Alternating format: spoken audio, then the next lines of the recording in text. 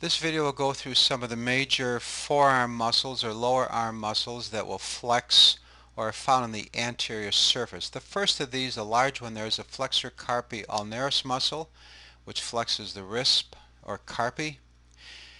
And then rotating the model around, taking a look at some more of these surface muscles on the anterior. This is the Palmaris longus muscle, going up there, of course the name says, to the palm.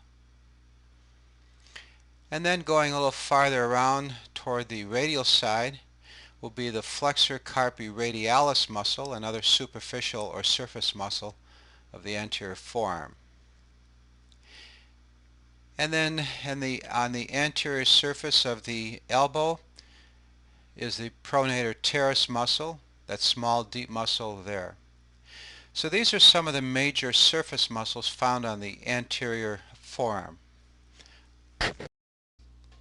This video will take a look at three muscles of the lower arm or forearm that are extensors, thus they're found on the posterior aspect of the lower arm or forearm. The first of these will be the largest of the three, called the Brachioradialis muscle.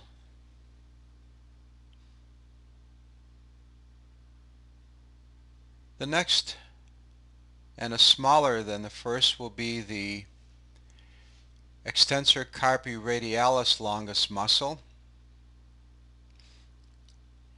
And the third of these, adjacent to that, is the smallest of the three, the Extensor carpi radialis brevis muscle. Those are the three muscles of the posterior forearm that are extensors. This will look at two muscles associated with the thumb, found on the posterior forearm and close to the wrist. First, that one muscle there will be the Abductor pollicis longus muscle, because it abducts the thumb or pollicis. The next will be the Extensor pollicis brevis muscle that will extend the angle of the thumb angle.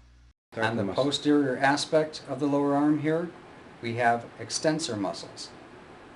Here we see the very large extensor digitorum muscle. As you follow it up, you'll see it gets its namesake because it extends many different tendons from it.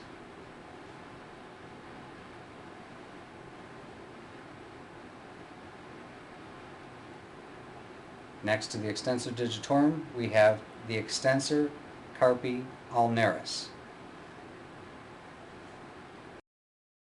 Looking at the palm of the hand as it would be in anatomic position, there are 5 muscles we will learn, beginning with the Abductor digiti minimi muscle.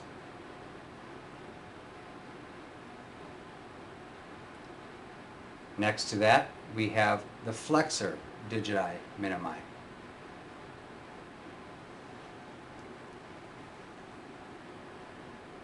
Over here, we have the Adductor pollicis muscle associated with the thumb.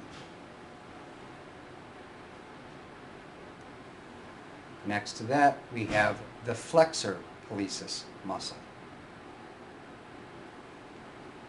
Then, seen in what would be considered the webbing of our hand, we have the Adductor pollicis muscle.